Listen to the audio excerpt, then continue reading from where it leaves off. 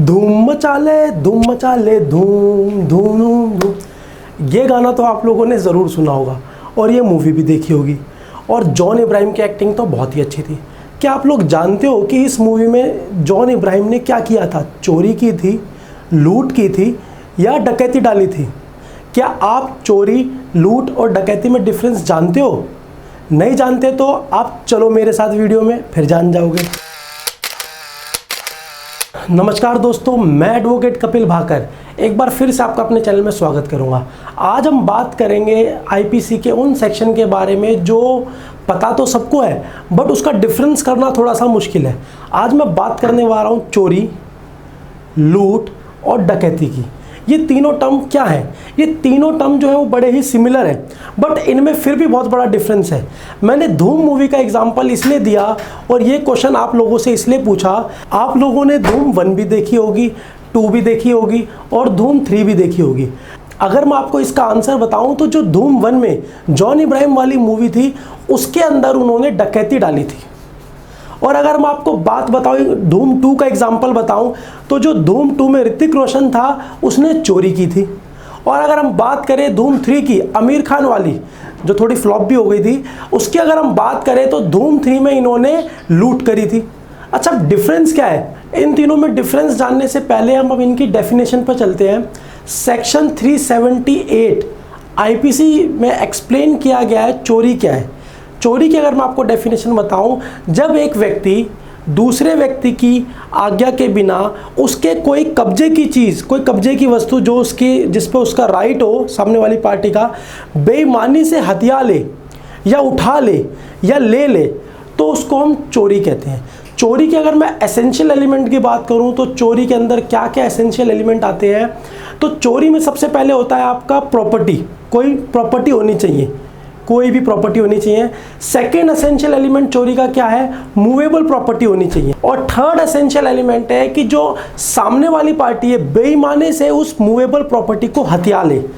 चोरी में याद रहे और खास जो ध्यान रखने योग्य बात है चोरी के अंदर जो पार्टी है, जो चोरी करने वाली पार्टी है, वो दूसरी पार्टी पर किसी प्रकार का डर या भय नहीं दिखाती, वो बेईमानी से चुपके से चोरी करती है। नेक्स्ट हम चलते हैं लूट पर। सेक्शन 390 में लूट, रॉबरी की परिभाषा है, अगर 5 से कम लोग आपको कहीं पर रोकें, आपको डराकर धमकाकर तत्काल मारने का भय दिखाकर आपकी प्रॉपर्टी छीन ले तो वो चोरी ही क्या बन जाती है? लूट।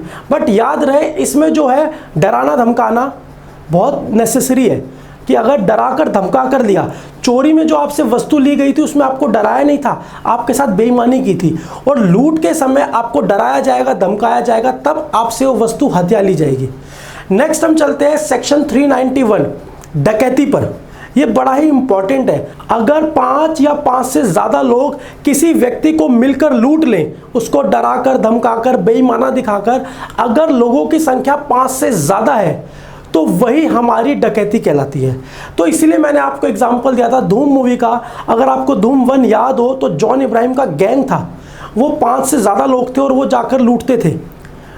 डराना धमकाना तो है और साथ में वो लूटते थे चैलेंज देकर, तो वो क्या हो गई? डकैती हो गई। उन्होंने बैंक में और जैसे भी उन्होंने डकैती डाली।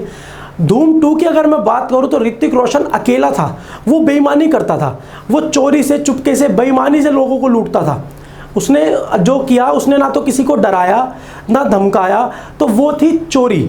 और धूम 3 की अगर हम बात करें आमिर खान वाली, उसमें क्या था? दोनों भाइयों ने बैंक को डराया, धमकाया, धमकी दी कि हम तेरे को लूट लेंगे और उसके बाद चोरी की। तो इसीलिए वो रॉबरी के अंदर, लूट के अंदर आपकी कवर होती है। नेक्स्ट हम चलते हैं कि चोरी, रॉबरी, चोरी, लूट और डकैती में क्या सजा होती है। सेक्शन 379 आईपीसी में साफ साफ मेंशन है, अगर कोई व्यक्ति चोरी का अपराधी पाया जाता है या अपराधी माना जाता है कोर्ट की तरफ से, तो उस व्यक्ति को कम से कम भी 3 साल की जेल और जुर्माना उस पर दोनों लगाया जा सकता है। नेक्स्ट मैं बात करूंगा सेक्शन 392। अगर कोई व्यक्ति या व्यक्तियों का समूह कोई लूट के लिए अपराधी माना गया है या लूट के लिए अपराधी है, तो सेक्शन 392 कहता है लुटेरों को, लूटने वालों को कम से कम भी 10 साल की इम्प्रिजनमेंट, 10 साल की जेल और जुर्माना और दोनों भी लगाया जा सकता है। सबसे खतरनाक है इसमें सजा डकैती के लिए। सेक्शन 395 कहता है कि अगर जो डकैती है, जो गैंग मिलकर डकैती करता है, लूट करता है, डकैती वाले मेंबर चाहे उसमें किसी ने डकैती ना करी हो, भले प्लान बनाने में साथ दिया हो या किसी तरीके से उन डकैतों की मदद करी हो, वो सब डकैती में बराबर के भागीदार है। और डकैती करने वाले के लिए कम से कम भी 10 साल की सज़ा मिनिमम, इसको जो कोर्ट है वो लाइफ इम्प्रिजनमेंट में भी चेंज कर सकता है, और जुर्माना, फाइन तो लगेगा ही लगेगा, और दोनों भी हो सकते हैं। तो ठीक है दोस्तों, तो चोरी, लूट और डकैती में मैंने आपको तीनों की सज़ा बताई, तो आपको नेक्स्ट टाइम से डिफरेंस करने में कोई प्रॉब्लम नहीं होगी।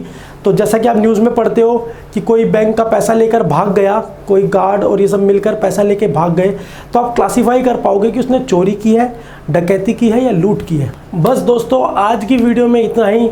अगर आपको वीडियो अच्छी लग रही है और मेरी बताई नॉलेज आपके थोड़ी सी भी काम आती है, तो आप मेरे चैनल को सब्सक्राइब कर दो, लाइक कर दो, शेयर कर दो।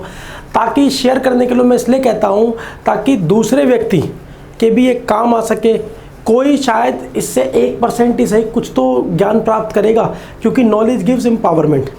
ठीक है दोस्तों, जल्दी मिलेंगे नेक्स्ट वीडियो में। कोई सजेशन देना चाहते हो कमेंट बॉक्स में वो भी दे सकते हो। धन्यवाद।